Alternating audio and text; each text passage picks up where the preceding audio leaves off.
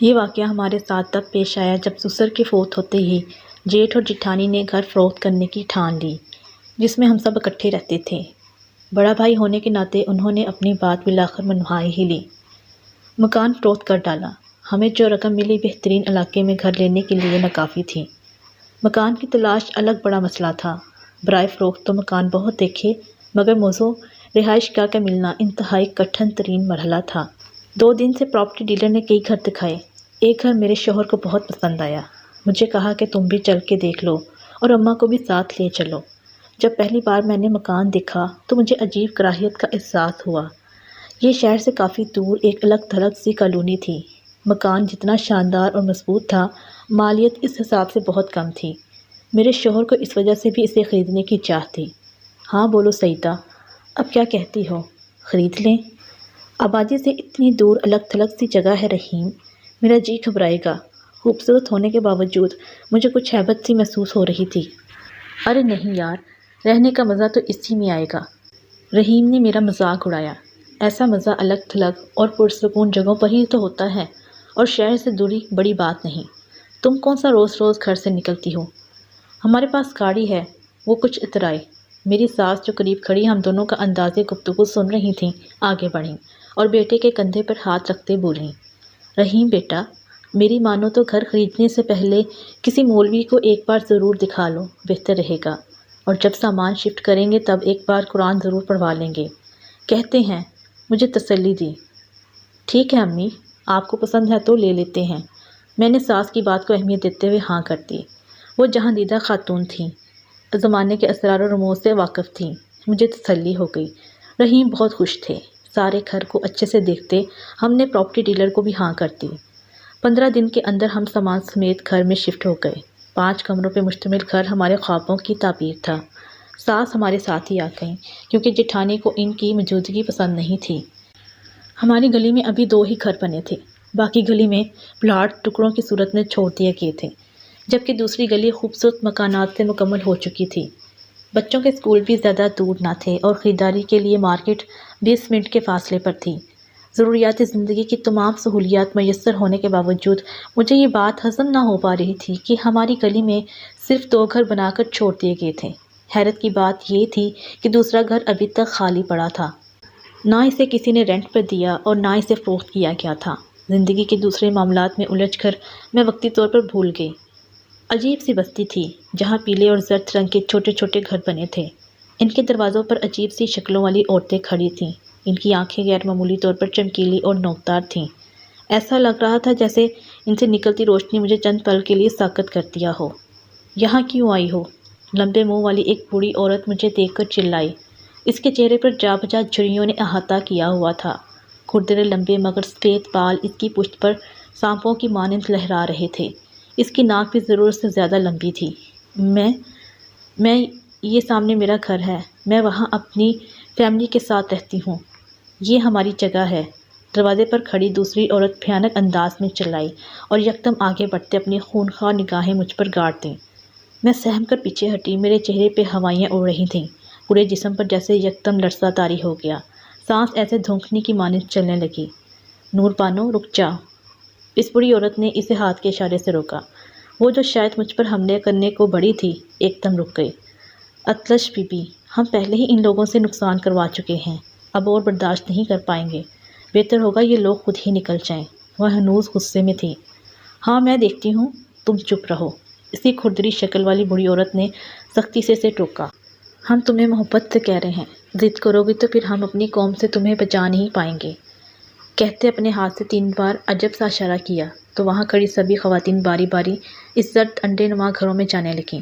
سامنے ڈھیر سارے بچے کھیل رہے تھے۔ انہی میں ایک بچہ بھاگتے ہوئے مجھ سے آ ٹکرایا۔ اس کی بڑی بڑی سرخ آنکھیں اور لمبے نوکیلے دانت دیکھ کر میں چیخ کر اٹھ بیٹھی۔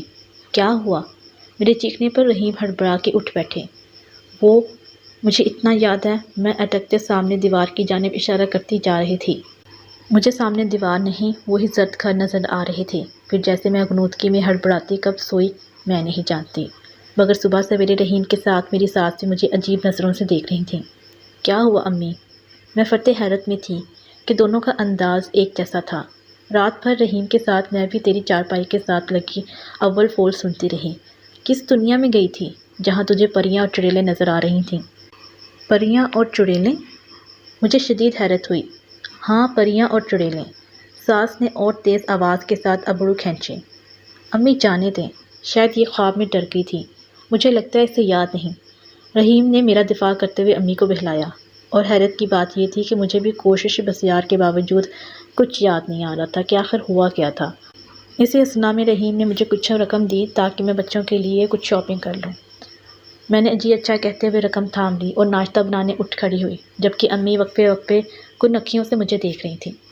مارکیٹ میں آج رش ضرورت سے زیادہ لگا ہوا تھا، شاید موسم کے اثرات تھے، کیونکہ گرمی جا رہی تھی اور ایسے موسم میں شاپنگ کا اپنا ہی مزہ ہوتا ہے۔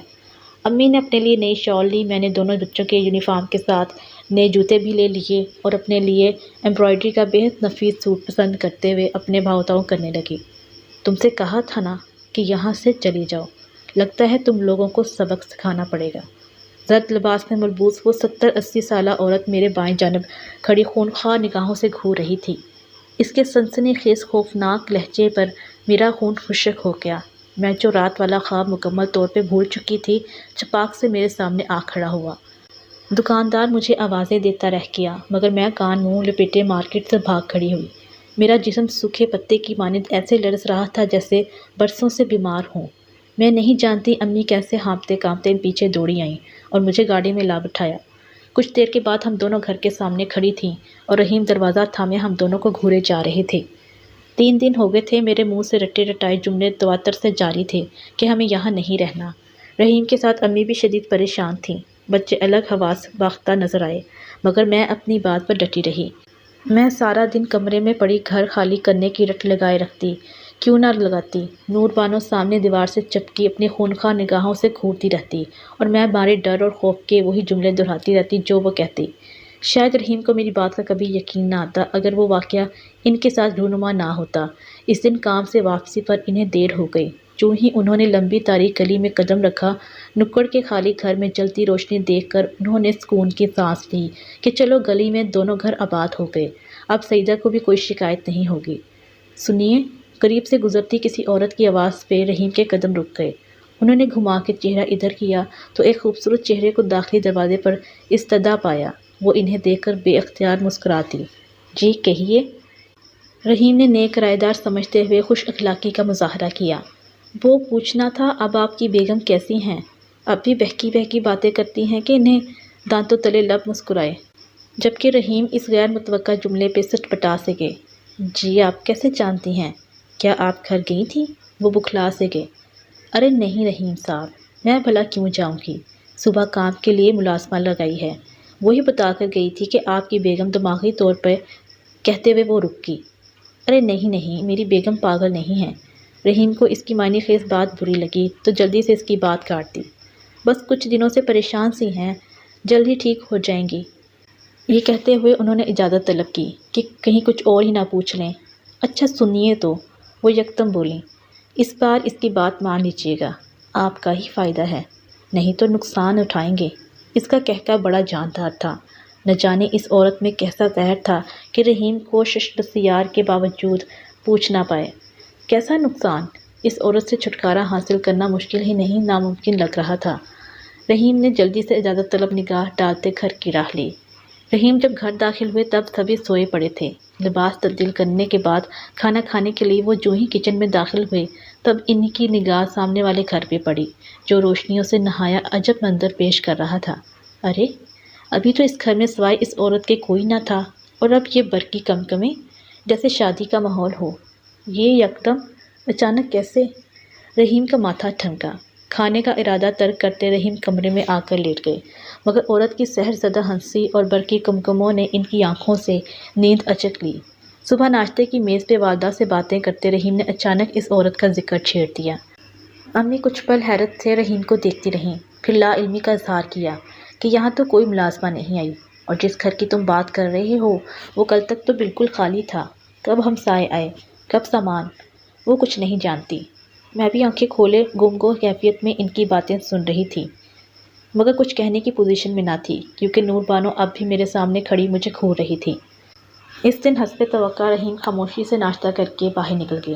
ساس نے کچن سنبھال لیا اور میں نے گھر کے دوسرے انتظامات۔ 3 دن بیڈ ریسٹ کر کے تھک چکی تھی، سوچا اب گھر صاف کر لوں۔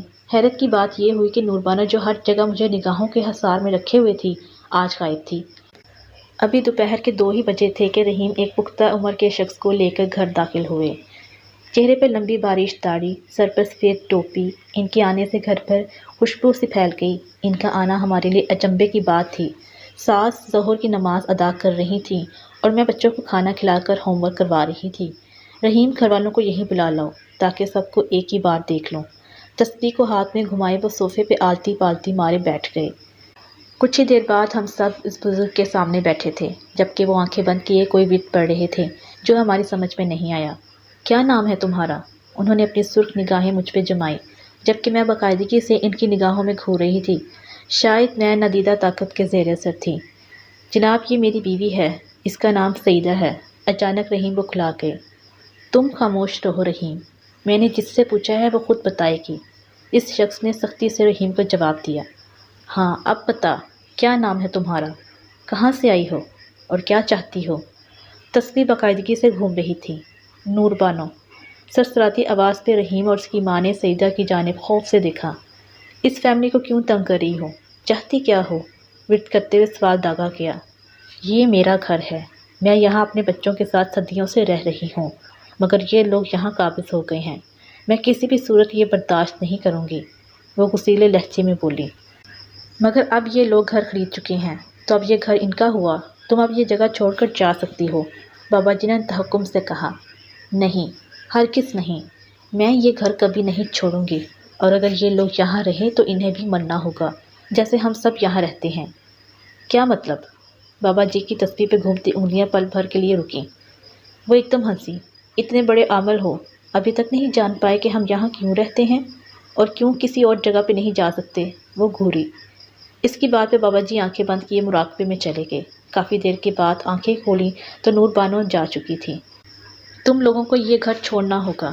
جس پراپرٹی ڈیلر نے یہ گھر بیچا ہے وہ بخوبی جانتا تھا کہ یہ جگہ کون سی ہے اور لوگ کیوں یہاں گھر لینا پسند نہیں کرتے۔ کیوں نہیں لیتے؟ ساس ہڑبڑائی آواز میں بولی۔ بی بی یہاں پہلے قبرستان تھا، چند قبضہ مافیا نے اس جگہ پہ قبضہ کر کے قبروں کا نام و نشان تو مٹا دیا، مگر جو نیچے دفن ہیں انہیں کیسے غائب کرتے؟ اس لیے بہتر ہے جلد از جلد یہ گھر چھوڑ کر چلے جائیں، نہیں تو کوئی بڑا نقصان ہو سکتا ہے۔ بابا جی کچھ دیر بیٹھے عمل کرتے رہے، پھر ہمیں گھر خالی کرنے کا کہہ کر چلے گئے۔ ساس نے ان کے جاتے ہی بوریا بستر سمیٹا اور ہم سب کو اپنے ساتھ اپنے بھائی کے گھر لے گئیں۔